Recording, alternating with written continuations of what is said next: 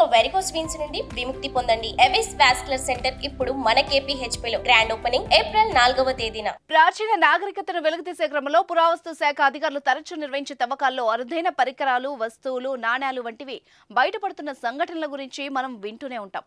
తాజాగా సూర్యాపేట జిల్లాలో ఇలాంటి ఘటన చోటు చేసుకుంది. సూర్యాపేట జిల్లా నాగారం మండలం ఫణిగిరి బౌద్ధ క్షేత్రంలో నిర్వహిస్తున్న తవ్వకాల్లో మార్చి 29వ తేదీన 2000 ఏళ్ల కిందటి సీసపు నాణేలు బయటపడ్డాయి.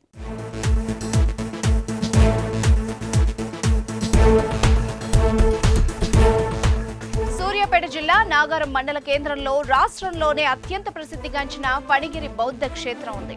తాజాగా పురావస్తు శాఖ జరుపుతున్న తవ్వకాల్లో 3-4వ శతాబ్దపు ఇక్షాకుల కాలం నాటి 3700కు పైగా అదనపు సీసపు నాణేలు తవ్వకాల్లో బయటపడ్డాయి. గతంలో ఖమ్మం జిల్లా నేలకొండపల్లిలో పురావస్తు శాఖ జరిపిన తవ్వకాల్లో వేల సంఖ్యలో నాణేలు గుర్తించారు. మళ్లీ అంత పెద్ద సంఖ్యలో ఇక్షాకుల కాలానికి చెందిన సీసపు నాణేలు వెలుగు చూడడం ఇదే ప్రథమం. ఈ తవ్వకాల్లో బౌద్ధ చైతన్యాలకు సంబంధించిన గోడల్లాంటివి సైతం వెలుగు చూస్తున్నాయి. ఫణిగిరి బౌద్ధ క్షేత్రంపై పురావస్తు శాఖ ఆధ్వర్యంలో గత నెల 11వ తేదీన తవ్వకాలు ప్రారంభించారు. పురావస్తు శాఖ డైరెక్టర్ భారతి హోలికేరి ఆధ్వర్యంలో ఇటీవల బౌద్ధ క్షేత్రంపై తవ్వకాలు జరిపేందుకు కొలతను సేకరించారు. అనంతరం ఆర్కియాలజీ సర్వే ఆఫ్ ఇండియా అనుమతి తీసుకున్నారు. అక్కడ తవ్వకాలు ప్రారంభించగా ఆదివారం రోజున సుమారు 2000 సంవత్సరాల క్రితం ఇక్ష్వాకుల కాలం నాటి సీసపు నాణేలు భారీగా బయటపడ్డాయి. ఈ నాణేలు ఒక కుండలాంటి మట్టి పాత్రలో భద్రపరుచున్నాయి. నాణేలు బయటపడ్డ విషయాన్ని మొదటగా అధికారులు గోప్యంగా ఉంచారు. అలాగే గత 5 ఏళ్ల క్రితం జరిపిన తవ్వకాల్లో సున్నపు రాయితో చేసిన సుమారు 6 అడుగుల బౌద్ధ శిల్పం బయటపడింది. ఈ శిల్పం శిథిలావస్థకు చేరడంతో హైదరాబాద్లోని శ్రీశైలం పెవిలియన్ మ్యూజియంలో భద్రపరిచారు.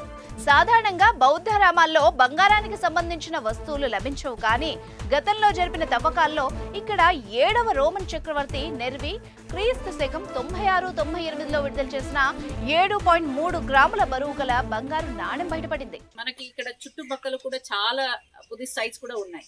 సో అది ఏదంటే ఇక్కడ వర్ధమాన కోట అవ్వచ్చు, గాజుల బండ అవ్వచ్చు, నాగారం పక్కనే ఉన్న ఆ తిరుమలగిరిలో కూడా ఇవన్నీ కూడా బుద్ధిస్ట్ సైట్స్.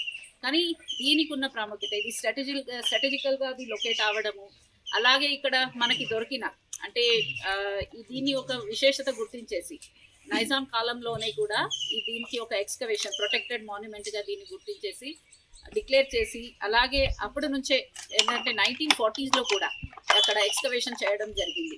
అంటే మనం ఎంత ఎక్స్కవేషన్ చేస్తున్నామో దాంట్లో దాగి ఉన్న సంపద అలానే బయట వస్తూనే ఉంది. సో ఇప్పుడు దాకా 7 సీజన్లో మనం 1940sలో ఇక్కడ ఎక్స్కవేషన్ ప్రారంభించిన తర్వాత ఇప్పుడు దాకా 7 సీజన్లో మనకి ఇక్కడ ఎక్స్కవేషన్ జరిగింది. సో ఆ ఎక్స్కవేషన్లో మనకి వచ్చిన ఆర్టిఫాక్ట్స్ కావచ్చు, ఇక్కడ ఎందుకంటే మనకి చుట్టుపక్కల కూడా స్ట్రాటజిక్గా లొకేట్ అవడమే మాత్రమే కాకుండా ఇక్కడ మన ఎక్స్కవేషన్లో సో డిఫరెంట్ సీజన్లో తీసుకున్న ఎక్స్కవేషన్లో మనకి దొరికిన ఆర్టిఫాక్ట్స్ అవ్వచ్చు, అక్కడ ఉన్న ఆ ఒక ఆర్టిఫాక్ట్స్ ఒక ఏదంటే స్టాండర్డ్ అవ్వచ్చు, ఇవన్నీ చూసిన తర్వాత మన తెలంగాణలో చాలా ప్రాముఖ్యమైన బుద్ధిస్ట్ సైట్ అంటే ఇప్పటి వరకు ఇది ఫణిగిరి అనేది దాన్ని కూడా మనం గుర్తించడం జరిగింది. తాజాగా నాగారం మండలం ఫణిగిరి గ్రామంలోని బౌద్ధ క్షేత్రంలో తవ్వకాల్లో బయటపడ్డ నాణేలను రాష్ట్ర పురావస్తు శాఖ principal secretary Shailaja Ramaiyer, director Bharathi Holikeri పరిశీలించారు. ఈ సందర్భంగా వాళ్లు మాట్లాడుతూ తెలంగాణలో చాలా ప్రాముఖ్యత కలిగిన ప్రాంతం ఫణిగిరి బౌద్ధ క్షేత్రం అన్నారు. మార్చి 11న ప్రారంభమైన తవ్వకాల్లో ఇక్ష్వాకుల కాలం నాటి మట్టి పాత్రలో సీసపు నాణేలు, రాతి పూసలు, సున్నపురాతి విగ్రహాలు లభించాయన్నారు. భారతదేశంలోనే ఇంతవరకు ఎక్కడా దొరకని 3730 నాణేలు లభించాయన్నారు. అంతర్జాతీయ స్థాయిలో బౌద్ధ హిస్టరీలో బుద్ధిస్ట్ హిస్టరీలో మన ఫణిగిరి అండ్ చుట్టుపక్కల మనకి మిగతా బుద్ధిస్ట్ సైట్స్ కూడా మనకి ఈ రాష్ట్రం నుంచి ముఖ్యంగా ధూళికట్ట, తర్వాత నేలకొండపల్లి, ఇట్లా చాలా సైట్స్ చాలా ముఖ్యమైనటువంటి సైట్స్ అనమాట డెక్కన్ బుద్ధిస్ట్ హిస్టరీకి. సో ఇవన్నీ కూడా ఈ రకంగా ప్రామినెన్స్లో వస్తుంది. మరి ఆ బుద్ధిస్ట్ మ్యూజియం కూడా ఇక్కడ చిన్న మ్యూజియం ఫణిగిరి బుద్ధిస్ట్ మ్యూజియం కూడా ఇక్కడ ఎస్టాబ్లిష్ చేసి ఇవన్నీ కూడా డిస్ప్లే చేస్తున్నారు డిపార్ట్మెంట్. ఈ ఎక్స్కవేషన్స్ ద్వారా ఇంకా మ్యూజియంలో కూడా ఎక్కువ ఆర్టిఫాక్ట్స్ పెట్టి ఎక్కువ పబ్లిక్ వచ్చే అవకాశం అనేది ఇక్కడ ఉంది. So I'd like to congratulate the department once again. ఈ నాణేలు ఒకవైపు ఏనుగు మరోవైపు ఉజ్జయిని గుర్తులు కలిగి ఉన్నాయని చెప్పారు. ఇవి ఇక్ష్వాకుల కాలం నాటివని, క్రీస్తు శకం 2 లేదా 4 శతాబ్దానికి చెందినవిగా నిర్ధారించినట్టు తెలిపారు. ఆర్కియాలజీ సిబ్బంది శ్రమకు ఫలితం దక్కిందని వెల్లడించారు. అయితే మన సంపదను న్యూయార్క్ నగరంలో ప్రదర్శించడం గర్వకారణమని వెల్లడించారు. ఇక్కడి సంపదను కాపాడాల్సిన బాధ్యత మనందరిపై ఉంది అన్నారు. ఇక్కడ బౌద్ధ సంపద అమరావతి, నేలకొండపల్లి ఎక్కడ కూడా లేవని వెల్లడించారు.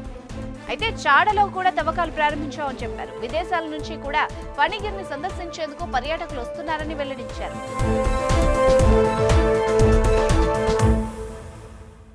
సుమన్ టీవీలో మీ పర్సనల్ అండ్ బిజినెస్ ప్రమోషన్స్ కోసం కింది నెంబర్కి కాంటాక్ట్ చేయండి.